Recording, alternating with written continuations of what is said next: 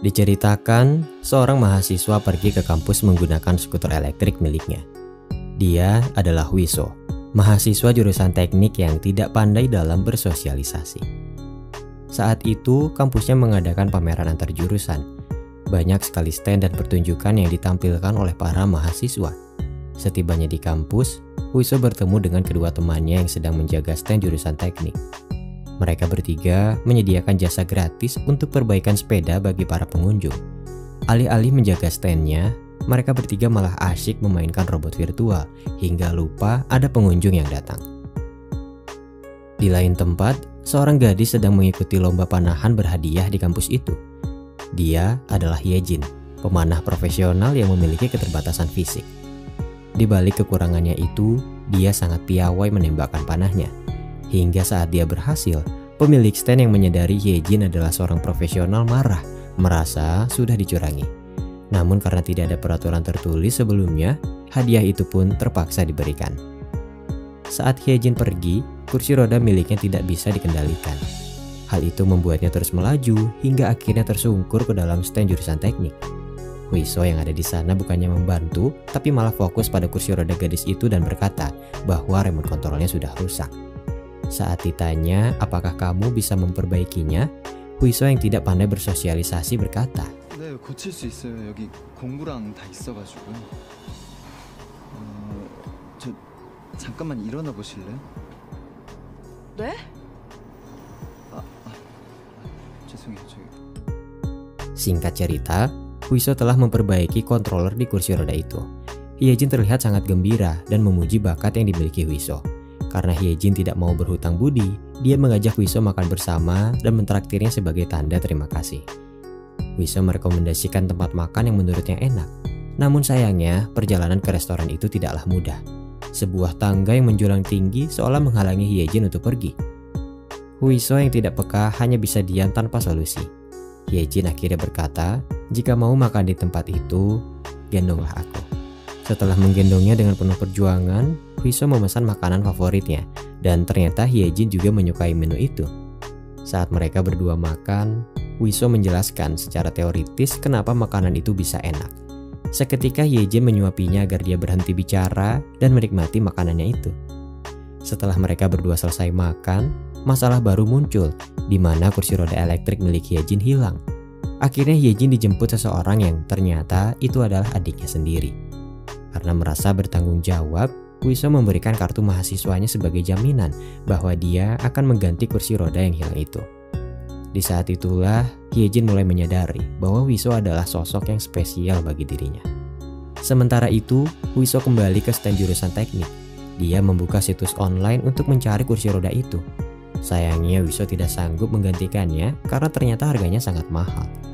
Mendengar hal itu, temannya berkata, jika tidak sanggup membelinya, maka buatlah sendiri. Sebagai mahasiswa jurusan teknik, Hwiso tahu betul bagaimana cara membuatnya. Seketika dia bergegas pulang, lalu merancang kursi roda itu di bengkel sepeda milik keluarganya. Sementara itu, ayah Hyejin marah kepadanya karena dia telah bertindak gegabah dan ceroboh. Nampaknya hubungan dia dan ayahnya itu kurang baik. Hyejin menegaskan bahwa dia bisa mengatasi masalahnya sendiri. Beberapa hari kemudian, setelah kursi roda itu dibuat, Hwiso pergi ke gimnasium tempat di mana Hyejin berlatih panahannya. Setibanya di sana, dia bertemu Hyejin dan dua teman latihannya yang juga memiliki keterbatasan fisik.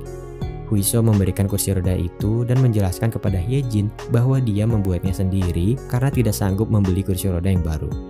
Hyejin terlihat sangat antusias dengan kursi roda buatannya itu. Setelah mencobanya, dia sangat gembira. Dan setelah itu, dia mengajak Hwiso dan dua teman lainnya pergi ke suatu tempat. Mereka pergi ke sebuah gudang lalu minum bersama sembari bercanda ria. Hwiso yang merasa tidak bisa meminumnya menghentikan mereka dan berkata hal-hal teoritis lagi. Hyejin menegaskan bahwa dia harus ikut minum jika ingin berteman dengannya. Hwiso akhirnya ikut minum bersama mereka hingga akhirnya mabuk dan tidak menyadarkan diri.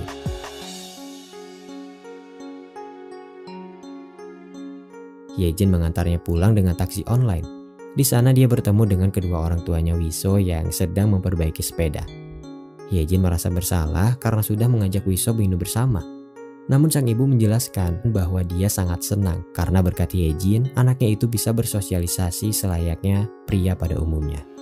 Belum sempat mengobrol lama, Hyejin harus pergi karena pelatihnya sudah menunggu. Keesokan harinya, jurusan teknik dan elektro di kampus Wiso akan mengadakan pertandingan airsoft gun. Karena kekurangan pemain, Wiso mengajak Hyejin untuk bergabung ke dalam timnya itu. Singkat cerita, jurusan teknik berhasil memenangkan pertandingan berkat bantuan Hyejin yang mengalahkan mereka dengan caranya sendiri. Di malam harinya, mereka pergi berkemah di sebuah taman. Mereka makan bersama, bercanda ria, dan saling bercerita tentang masa lalu. Sejak saat itulah, mereka semakin dekat dan saling mengenal satu sama lain. Setelah itu, Hyejin kembali dihadapkan dengan perilaku sang ayah yang selalu mengatur kehidupannya. Sang ayah bermaksud untuk menjodohkan putrinya itu dengan anak pegawai yang bekerja di toko miliknya.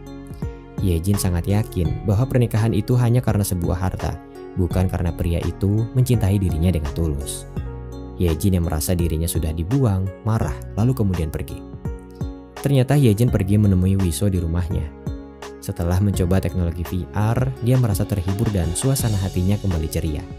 Tidak lama dari itu, dia berkata bahwa dirinya akan sibuk karena dia akan mengikuti seleksi untuk tim nasional panahan. Wiso berjanji kepadanya, dia akan pergi melihat pertandingan itu. Keesokan harinya, Hyejin bertemu dengan ibunya yang sudah lama pisah karena bercerai. Setelah bercerita tentang ayahnya, sang ibu memberinya nasihat untuk membuktikan tekadnya itu kepada ayahnya jika memang ingin hidup mandiri. Hyejin tersadar bahwa selama ini dia belum bisa membuktikan apapun. Oleh karena itulah, sang ayah belum percaya dan belum bisa melepaskan dirinya untuk hidup sendiri. Singkat cerita, hari seleksi pun dimulai. Salah satu temannya Hyejin tiba-tiba mengalami kram otot dan terpaksa pelatih harus membawanya ke UKS. Karena waktu semakin habis, temannya Hyejin meminta Wiso yang ada di sana untuk menggantikan pelatih guna mengantar mereka ke tempat seleksi.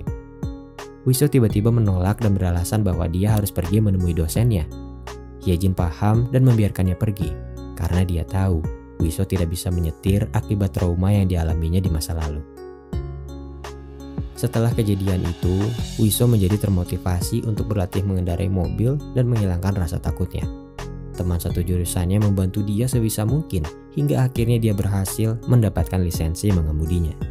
Beberapa hari kemudian, Hyejin sudah memenangkan seleksi di babak pertamanya. Tidak lama dari itu, Wiso datang dan mengejutkan Hyejin karena dia sudah bisa mengendarai mobil seorang diri. Bagi orang lain, bisa mengendarai mobil itu adalah perkara yang mudah. Tapi bagi Hyejin, itu merupakan perkembangan besar yang sudah dilalui Wiso sejauh ini. Saat mereka pulang berdua, sebuah mobil mengagetkan Wiso dan membuatnya kehilangan kendali. Saat itu terungkap bahwa Wiso mengalami trauma ketika dia diganggu dan dikurung oleh teman masa kecilnya di dalam loker. Itulah sebabnya kenapa dia menjadi takut saat berada di ruang sempit. Itu juga yang menjadi alasan kenapa dia sulit bersosialisasi selama ini. Mereka berdua selamat dari kecelakaan. Namun, Wiso harus dibawa ke rumah sakit karena serangan panik yang dia alami. Hyejin menangis karena dia merasa bersalah. Ibu Wiso menjelaskan bahwa putranya itu baik-baik saja. Dia juga mengucapkan terima kasih kepada Hyejin karena sudah merubah kehidupan putranya. Tidak lama dari itu, ayah Hyejin datang ke rumah sakit dan meminta putrinya untuk menjauhi Wiso. Sang ayah menegaskan bahwa Hyejin membutuhkan seorang pria yang sehat secara fisik dan mental, tidak seperti Wiso. Di saat yang sama, Wiso tidak sengaja mendengarkan percakapan mereka dari kejauhan. Menyadari ketidaksempurnaannya itu, Wiso meminta Hyejin untuk tidak saling bertemu lagi. Wiso menjelaskan bahwa itu adalah jalan yang terbaik untuk mereka berdua. Hyejin patah hati, begitu juga dengan Wiso yang sebenarnya tidak ingin berpisah darinya. Dan singkat cerita, tiba saatnya bagi Hyejin untuk menyelesaikan seleksi di babak terakhir. Seleksi itu terasa semakin berat karena beban pikiran yang dia alami. Di saat yang sama, Wiso menyadari bahwa Hyejin membutuhkan dukungan darinya saat ini. Dia kembali memberanikan diri dan pergi ke tempat seleksi itu bersama teman-temannya yang sudah menunggu. Setibanya di sana, Wiso bergegas menemui Hyejin dan berkata bahwa dirinya tidak akan lari lagi dari rasa takutnya. Dia juga berkata ingin selalu berada di sisi Hyejin dalam situasi dan kondisi apapun. Saat pertandingan dilanjut, Hyejin kembali mendapatkan semangatnya. Satu persatu anak panahnya terus mengenai target hingga akhirnya Hyejin dan lawannya dinyatakan seimbang karena poin yang mereka miliki sama. Di kesempatan terakhirnya, Hyejin menyerahkan seluruh kemampuannya dan memenangkan seleksi tingkat nasional tersebut. Keluarga dan temannya turut berbahagia.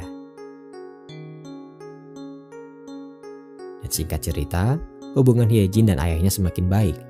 Adik Hyejin diceritakan pergi ke luar negeri karena dia mendapat beasiswa pertukaran pelajar.